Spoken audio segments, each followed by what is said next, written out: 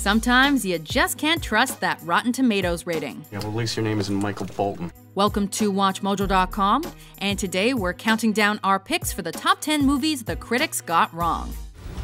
It's a dildo. For this list, we're taking a look at films that were underappreciated by critics upon initial release, but have since become perennial classics. Is anything wrong? Number 10, Peeping Tom. What causes people to be peeping toms? This thriller from director Michael Powell follows a serial killer who gets a kick out of taking women's lives and capturing their horrific deaths on film. And just to kill you isn't enough for him. The movie proved too disturbing for critics in 1960, killing Powell's filmmaking career in the United Kingdom.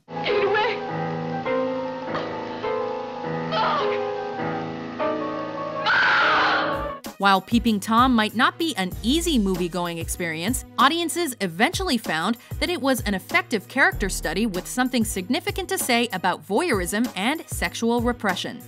I've been watching you. Oh. Today, the film is widely considered the Hitchcockian masterpiece that Alfred Hitchcock never made.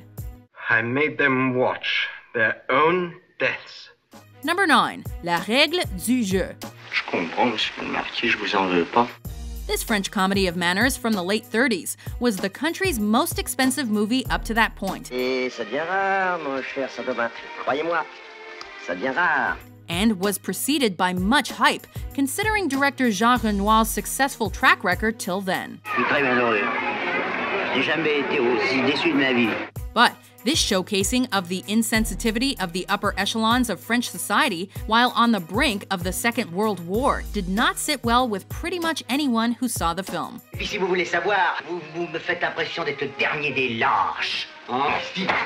It was even temporarily banned by the French government. Despite strong acting and Renoir's use of complex camera techniques, the film was trashed by critics. Quand une femme rigole, elle est désarmée, vous en faites ce que vous voulez. However, its rediscovery, restoration, and reconstruction in the following decades led a complete turnaround of opinion. Moi, si je braconne, c'est pas par méchanceté, c'est pour nourrir ma vieille mère. Whereby its themes, use of satire, and more have elevated it to masterpiece status. Je voudrais que vous me disiez adieu, très gentiment. Non, adieu. Au revoir, je... Non, adieu. Mais un bel adieu. Number 8, The Big Lebowski. Bummer. On the heels of winning the Best Original Screenplay Oscar for Fargo, the Coen brothers met mixed reviews with their follow-up film. I'm the dude, man.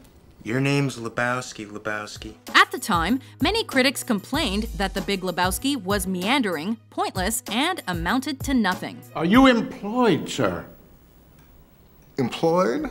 Over the years, though, people found that's exactly what makes the film so brilliant. Lord, you can imagine where it goes from here. Now, The Big Lebowski is widely considered the Coens' funniest and most quotable picture to date. What about the toe? Forget about the f***ing toe! Even spawning a number of philosophical debates. That rug really tied the room together, did it not? Some critics still might not abide, but the film's cult following certainly does. Here you go, Larry. You see what happens? You see what happens, Larry? You see what happens? This is what happens when you a stranger in the ass, Larry. Number 7, Harold and Maude. I'm Dame Marjorie Chardin, but you may call me Maude. If Harold and Maude had come out in this day and age, critics would likely hail it as a masterwork in the spirit of filmmakers like Wes Anderson. In 1971, however, critics generally thought that the dark comedy was offensive and mean-spirited. Do you disapprove? The substantial age difference between our title characters was a turnoff as well. Harold loves Maude.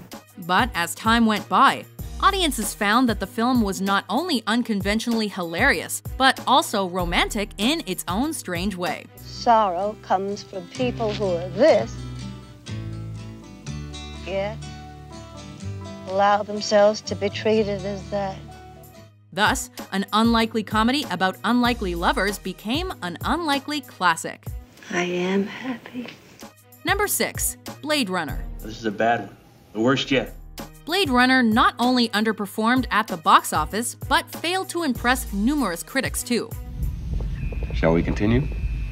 While its production values were praised, people were largely disappointed that they didn't get the action extravaganza the ads promised. The designers reckoned that after a few years, they might develop their own emotional responses.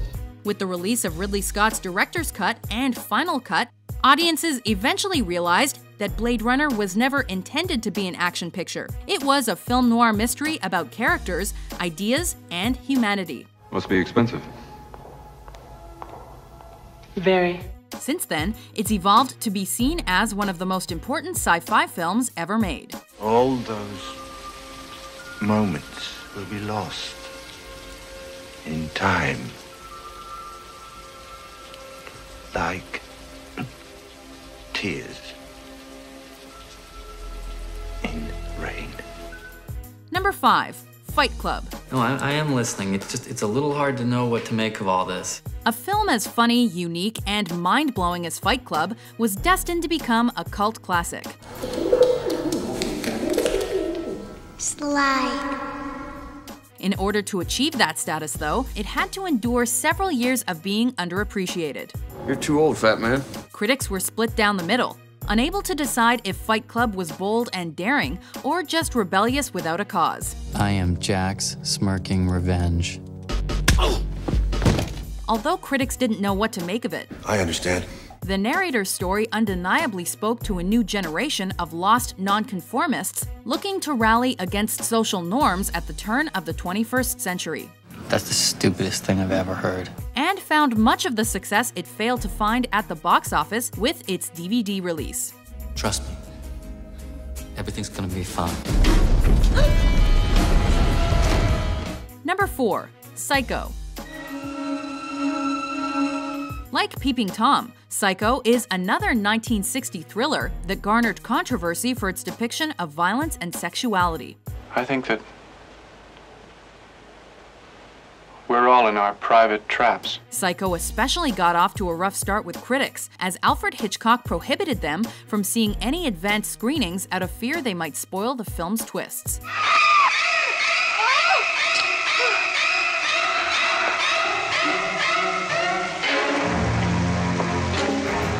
The hush-hush marketing resulted in some critics labeling the final product as gimmicky. Mother, oh God, mother, blood, blood! The public, on the other hand, was captivated by the film's numerous surprises and scares.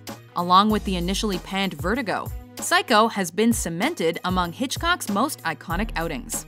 They'll see and they'll know, and they'll say, why, she wouldn't even harm a fly. Number 3. 2001: A Space Odyssey. I'm sorry, Dave. I'm afraid I can't do that. To an extent, it isn't a major surprise that 2001: A Space Odyssey didn't immediately receive universal acclaim from critics.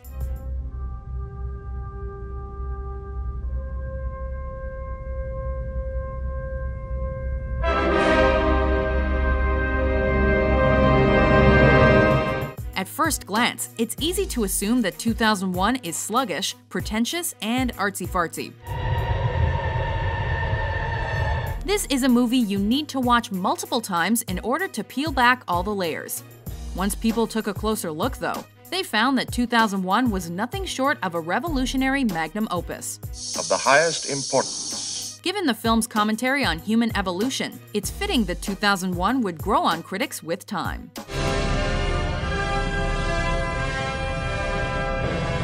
Number 2. Citizen Kane. Rosebud. That's right, Citizen Kane, often considered the greatest movie of all time, was not an overnight sensation among entertainment journalists. I always gagged on that silver spoon. Before the film was even released, Orson Welles butted heads with William Randolph Hearst, who provided the primary inspiration for Charles Foster Kane. People will think What I tell them to think.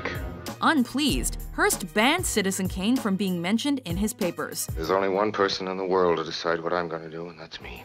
Despite initial bad press or lack of press, Citizen Kane did gain several Academy Award nominations. If I hadn't been very rich, I might have been a really great man. Yet it shockingly only took home 1 statuette and even received boos from the crowd.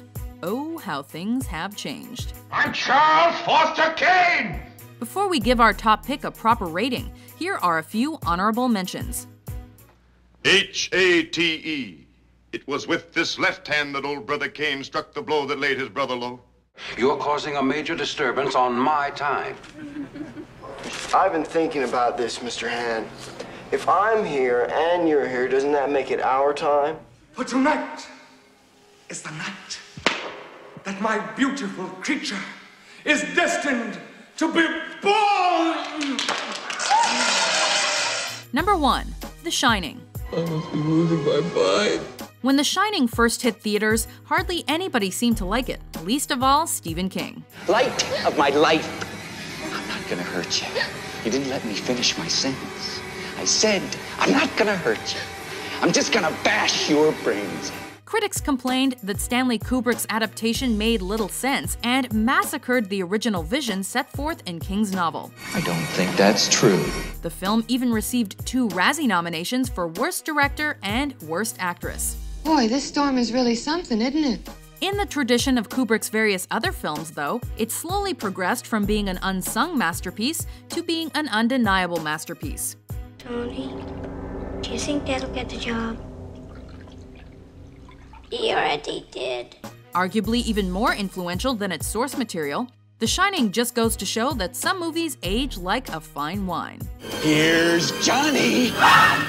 Do you agree with our list? Life does not stop and start at your convenience, you miserable piece of shit. What other movies did the critics screw the pooch on? No, cut it. It's hopeless. For more informative top 10s published every day, be sure to subscribe to WatchMojo.com. Shit, we should be so lucky. Do you know they have conjugal visits there? Really? Yes.